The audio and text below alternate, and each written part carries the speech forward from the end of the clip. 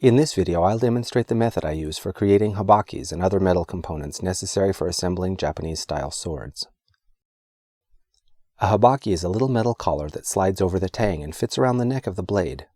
The habaki fits tightly into the mouth of the scabbard, and its function is to hold the blade in the scabbard and prevent the blade from rattling around or falling out.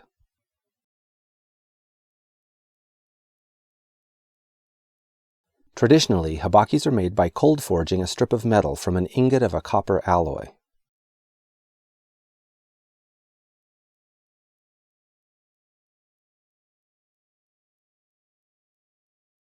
Carefully hammering the strip around the tang of the sword, which in the hands of an inexperienced habaki maker presents many opportunities to mar the sword blade.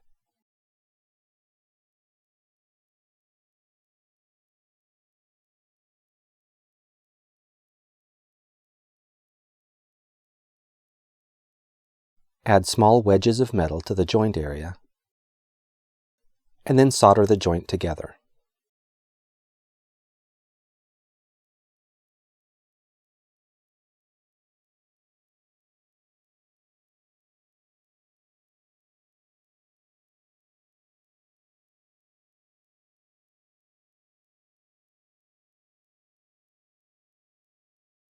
And finally, the piece is finished with filing and sanding.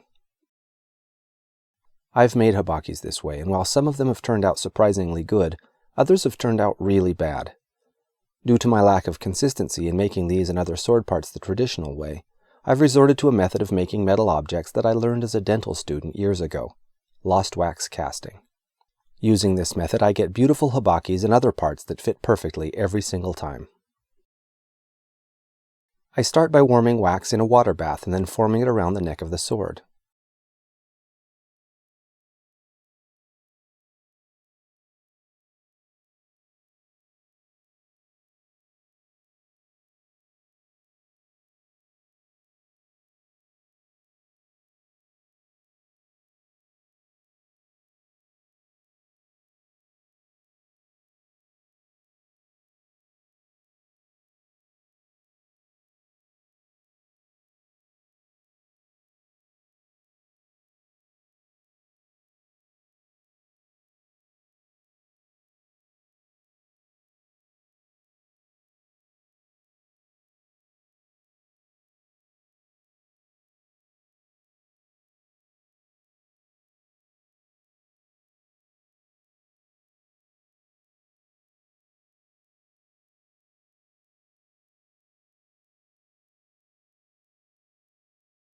I use an alcohol lamp and a PKT instrument to work the wax.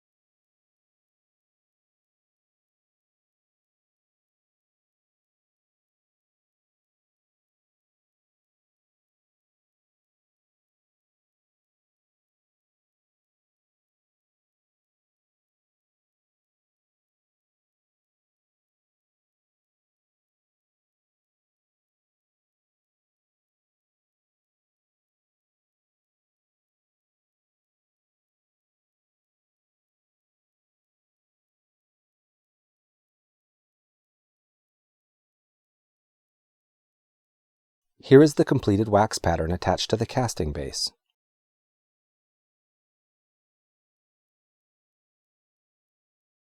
Notice the white investment liner inside the casting ring. This produces a small amount of expansion of the investment and results in a cast part that fits precisely.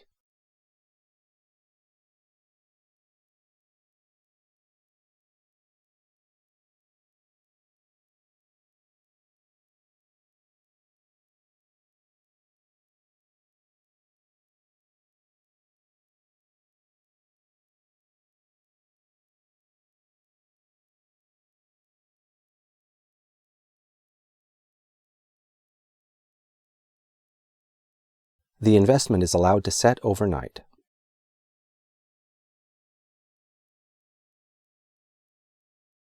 The next day, when the base is removed, the investment forms a little funnel leading down to the wax pattern.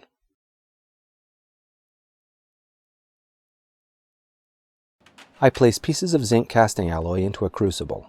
I use tongs and gloves because although the metal is cold, the crucible and other nearby objects are hot, and I've learned through sad experience that it's very easy to lose concentration and accidentally touch hot things.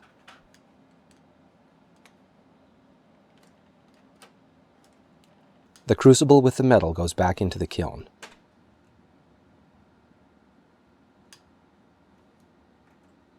And the investment goes into a wax burnout oven.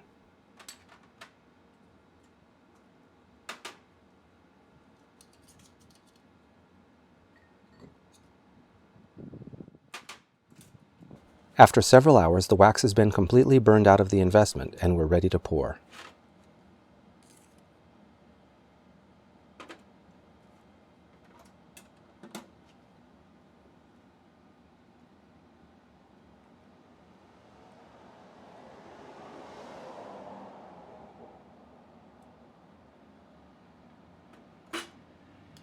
After a couple hours of cooling on the bench top, I place the investment in water to finish cooling quickly.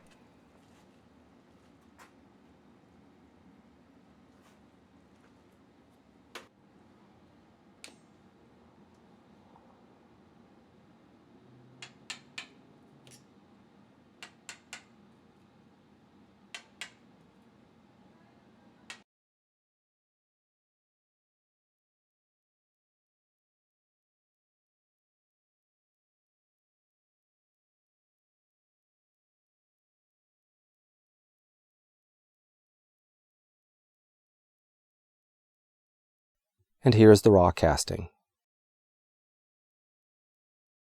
Next, I cut the casting free from the sprue base.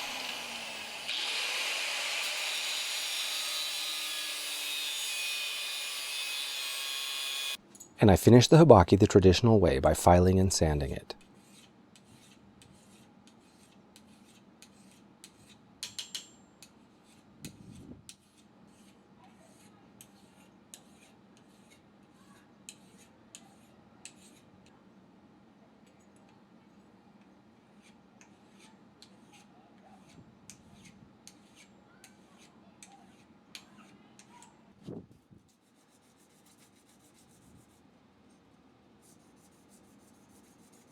And here's the finished piece.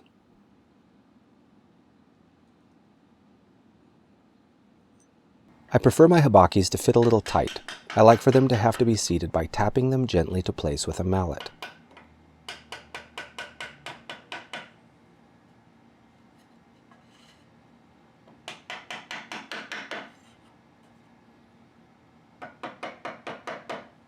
And here's the habaki on the blade.